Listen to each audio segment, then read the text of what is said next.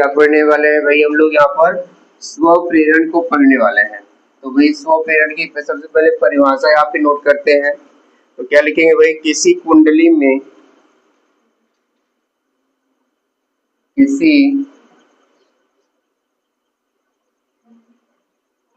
में प्रवाहित धारा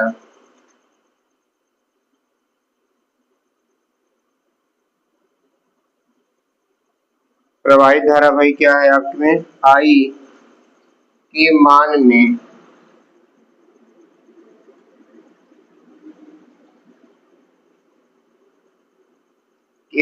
में परिवर्तन के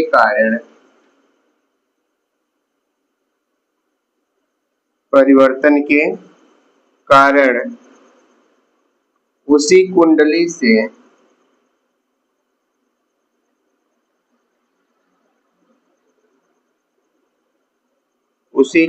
से संबद्ध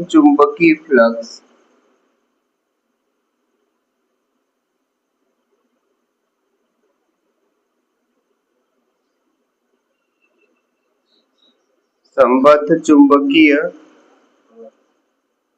फ्लक्स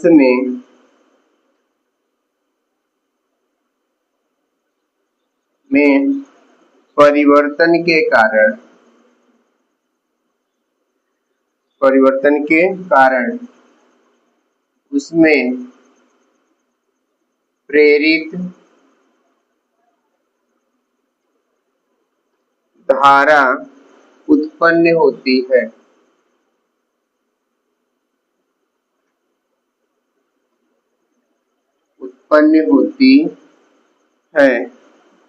इस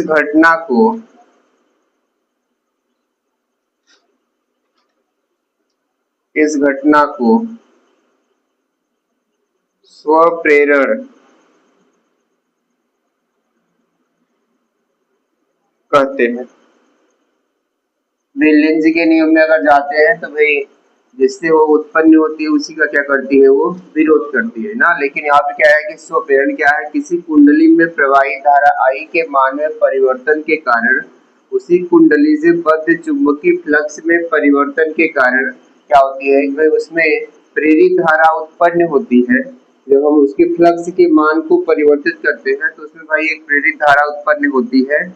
तो इस धारा के उत्पन्न होने की घटना को ही हम लोग क्या बोलते हैं? स्वप्रेरण कहते हैं। ठीक है भाई। अब यहाँ पे स्वप्रेरण हो गया। अब हम लोग पढ़ेंगे यहाँ पे स्वप्रेरण गुणांक। क्या लिखेंगे? स्वप्रेरण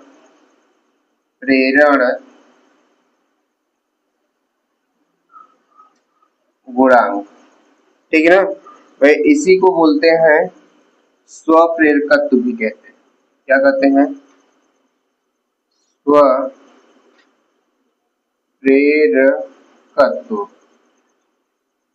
स्वप्रेरण गुणांक को ही क्या बोलते हैं? स्वप्रेरकत्व कहते हैं।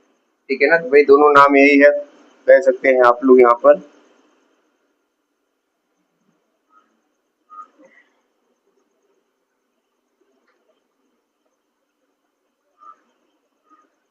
लिखेंगे इसमें माना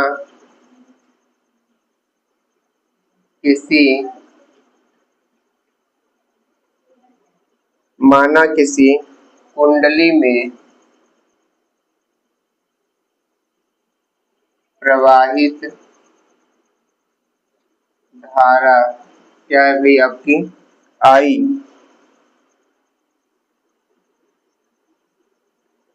आई है तथा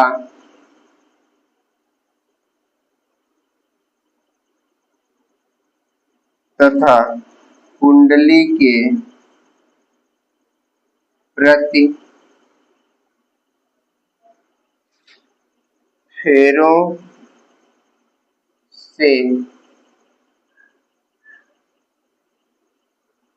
संबद्ध चुंबकीय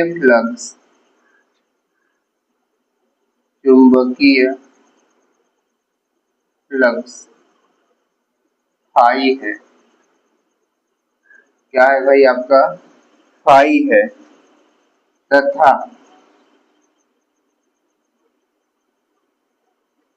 फेरों की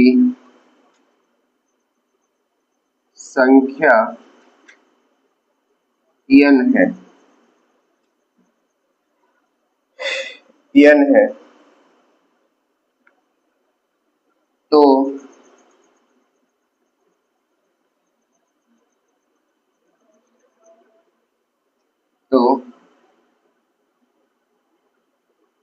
फेरों की संख्या और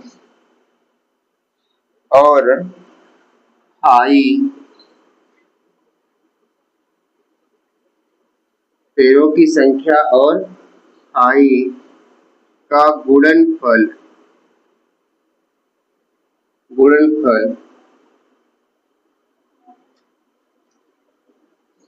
प्रवाहित धारा आई के अनुक्रमानुपाती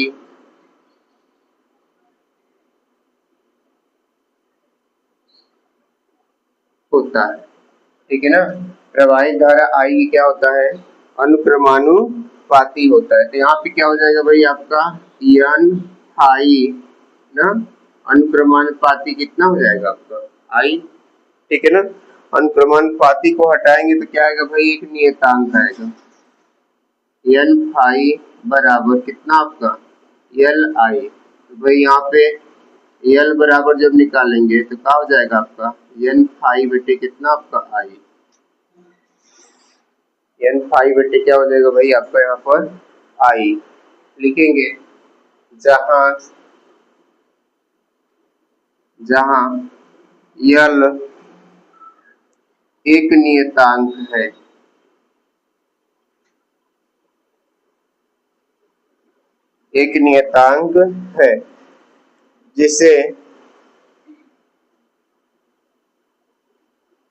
जिसे कुंडली का स्वप्रेरण गुणांक कहते हैं, या इसी को क्या बोलते हैं भाई, स्वप्रेरकत्व कहते हैं।